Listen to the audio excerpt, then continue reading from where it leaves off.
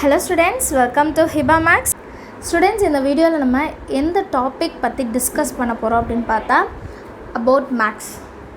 Are you bored about max? So இந்த விஷயம் வந்து நிறைய பேருக்கு வந்து ஒரு பெரிய ஒரு கொஷினாகவே இருக்குது. மேக்ஸ்னால் எனக்கு ஏன் போர் அடிக்குது, மேக்ஸ்னால் ஏன் பயமாக இருக்குது, நிறைய பிள்ளைங்களோட ஒரு கவலையாக தான் மேக்ஸாப்பா வேண்டாப்பா அப்படின்ற இருக்கு இல்லையா. ஸோ அந்த மாதிரி இருக்கிற பிள்ளைங்களுக்கு இந்த வீடியோ ரொம்பவே இன்ட்ரெஸ்டிங்காக இருக்க போகுது. ஸோ இந்த வீடியோக்குள்ளே போகும் முன்னாடி இது வரைக்கும் நம்ம சேனலை சப்ஸ்கிரைப் பண்ணாதவங்க நம்மளோட சேனலை சப்ஸ்கிரைப் பண்ணிக்கோங்க, கூடவே பெல் ஐக்கானை செலக்ட் பண்ணிவிடுங்க.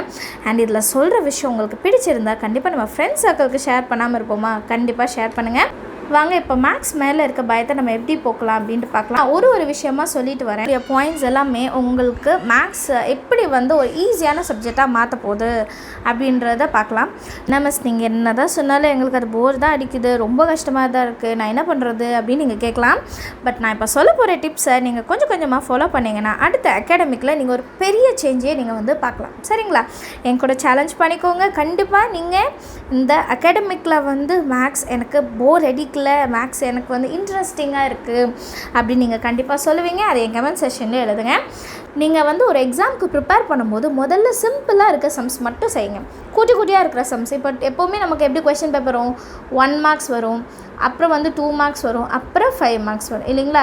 எப்போவுமே 1 மார்க் முடிச்சுடுங்க, அப்புறம் 2 மார்க் முடிச்சுடுங்க, அப்புறம் 5 மார்க்லேயும் எது சின்னதாக இருக்கோ, எது உங்களுக்கு வந்து படிக்க முடியும்னு இருக்கோ அதை மட்டும் கவர் பண்ணுங்கள். இப்போ 5 மார்க் அட்டன் பண்ணணும்னா அதில் நீங்கள் 4 அட்டன் பண்ணாலும் பரவாயில்ல, ஆனால் 4மே கரெக்டாக அட்டன் பண்ணணும். அதுதானே மேட்ரு. 8 அட்டன் பண்ணி 8லேயுமே அரைகுறையாக எழுதவே வேண்டாம் இல்லையா. ஸோ எப்போவுமே ஃபஸ்ட்டு என்ன பண்ணுங்கள், சிம்பிள் சம்ஸை ஃபஸ்ட்டு கம்ப்ளீட் பண்ணிவிடுங்க. சிம்பிளாக இருக்க சம்ஸ் என்னென்னு சூஸ் பண்ணி வைங்க. முதல்ல அதை படிச்சிடுங்க, அதை டெஸ்ட் எழுதுங்க, முடிஞ்சது. அடுத்த டாபிக் என்னென்னா ஃபார்முலாஸ். கண்டிப்பாக ஃபார்முலாஸ் இல்லாமல் மேக்ஸ் கிடையாது. அப்போது ஃபார்முலாஸை நம்ம படிச்சு தான் ஆகணும். அதுலேயுமே எது உங்களுக்கு ஈஸியாக இருக்கோ அதை முதல்ல படிச்சிடுங்க. நான் ஒரு எக்ஸாம்பிள் சொல்கிறேன். நம்ம ஒரு கேம் இன்ஸ்டால் பண்ணுறோன்னு வைங்களேன். ஃபஸ்ட்லேயே அவங்க ஹார்டர் லெவல் கொடுத்துட்டாங்கன்னு வைங்களேன், அந்த கேமை விளையாடி பார்ப்போம். நம்மளால் ஜெயிக்க முடியலன்னா ஒரு வேண்டாம் இந்த விளையாட்டு அப்படின்னு போயிடுவோம் இல்லையா. அதே மாதிரி தான். ஸோ ஃபஸ்ட்டு நீங்கள் சிம்பிளாக இருக்க ஃபார்முலாஸை ட்ரை பண்ணுங்கள், அதோட சம்ஸை சால்வ் பண்ணுங்கள். அதுக்கப்புறம் அதை விட கொஞ்சம் கஷ்டமாக இருக்கிறது போங்க, அது உங்களுக்கு ஈஸியாக மாறிடும். அதுக்கப்புறமா எந்த மாதிரி கஷ்டமாக இருந்தாலும் உங்களுக்கு ரொம்பவே ஈஸியாகிடும்.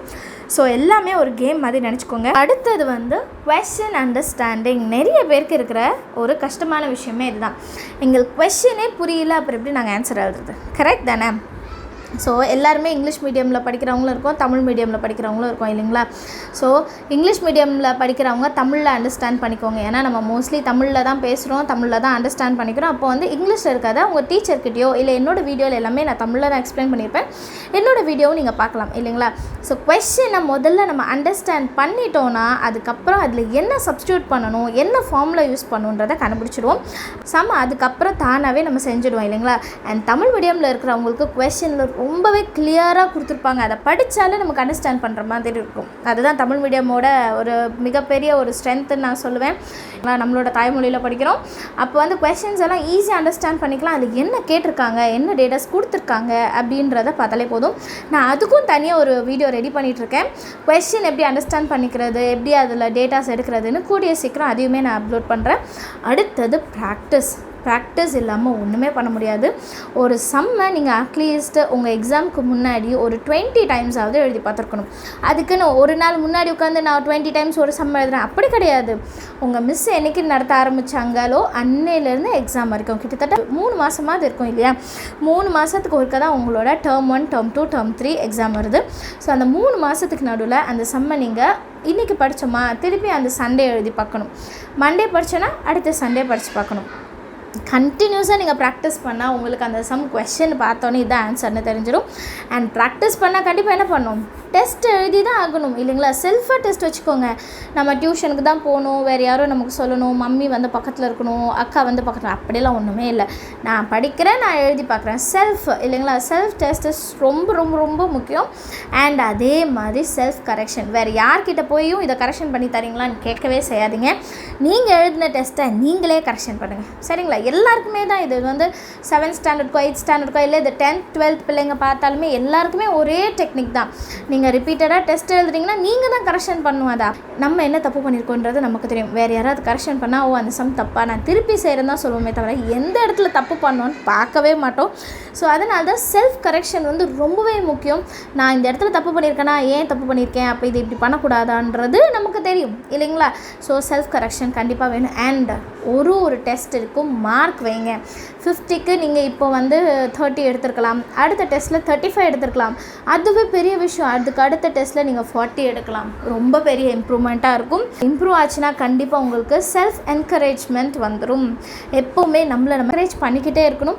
அண்ட் நிறைய பேர் கேட்பீங்க, ஏன் உங்கள் வீடியோவில் அடிக்கடி வெரி குட் நீங்களும் சொல்லிக்கிறீங்கன்னா, நான் எப்போவுமே என்ன செல்ஃப் என்கரேஜ் பண்ணிகிட்டே இருப்பேன். ஒரு சின்ன விஷயம் செஞ்ச கூட பரவாயில்ல செஞ்சு முடிச்சிட்டோம்ல அப்படின்னு நம்ம செல்ஃப் என்கரேஜ் பண்ணிகிட்டே இருந்தோம்னு வைங்களேன், நமக்கான கான்ஃபிடென்ஸ் வந்து கண்டிப்பாக நம்மக்கிட்ட இருக்கும். செல்ஃப் கான்ஃபிடென்ஸ் வந்துருச்சுன்னா அதுக்கப்புறம் நீங்கள் வந்து சக்ஸஸ் ஆகிறது யாராலுமே தடுக்க முடியாது. ஸோ இந்த 8 டிப்ஸை நீங்கள் கண்டிப்பாக ஃபாலோ பண்ணுவீங்கன்னு நினைக்கிறேன். கொஞ்சம் கொஞ்சமாக ட்ரை பண்ணுங்கள். ஃபஸ்ட்டே எல்லாத்தையுமே செய்ய முடியலனாலும் கொஞ்சம் கொஞ்சமாக ட்ரை பண்ணுங்கள். அண்ட் நிறைய ஸ்டூடெண்ட்ஸ் கமெண்ட்டில் சொல்லியிருக்கீங்க, உங்கள் வீடியோஸ் பார்த்துட்டு நாங்கள் நல்லா புரியுது அண்ட் நிறைய மார்க் ஸ்கோர் பண்ணியிருக்கோம் அப்படின்ட்டு. அவங்களுக்குலாம் ரொம்ப ரொம்ப தேங்க்ஸ் என்னோடய வீடியோ பார்க்குறதுக்கு. கண்டிப்பாக உங்களுக்கும் இந்த வீடியோஸ் எல்லாம் பிடிக்கும்னு நினைக்கிறேன். உங்கள் ஃப்ரெண்ட்ஸ் சர்க்கிளுக்கும் ஷேர் பண்ணுங்கள். அண்ட் கமெண்ட்டில் நிறைய பேர் தேங்க்யூ எழுதுறீங்க. அதே மாதிரி எல்லாருமே லைக் பட்டனை செலக்ட் பண்ணால் அந்த தேங்க்யூக்கு அந்த லைக் பட்டன் கண்டிப்பாக ஈக்குவல் ஆகும். ஏன்னா நிறைய லைக் வந்துச்சுன்னா நிறைய பசங்களுக்கு என்னோடய வீடியோஸ் போய் ரீச் ஆக அது ஒரு ஹெல்ப்பாக இருக்கும் இல்லைங்களா. So to like my videos. என்னோடய எல்லா வீடியோஸும் லைக் பண்ணுங்கள், ஷேர் பண்ணுங்கள். வேறு ஏதாவது டவுட்ஸ், வேறு ஏதாவது டாபிக் பற்றி நம்ம பேசணும்னா கண்டிப்பாக அதை நம்மளோட கமெண்ட் செக்ஷனில் எழுதுங்க. அதுக்கான வீடியோவை நான் கூடிய சீக்கிரம் அப்லோட் பண்ணுறேன். சரிங்களா, நெக்ஸ்ட் வீடியோவில் பார்க்கலாம். தேங்க்யூ ஸோ மச் ஃபார் வாட்சிங்.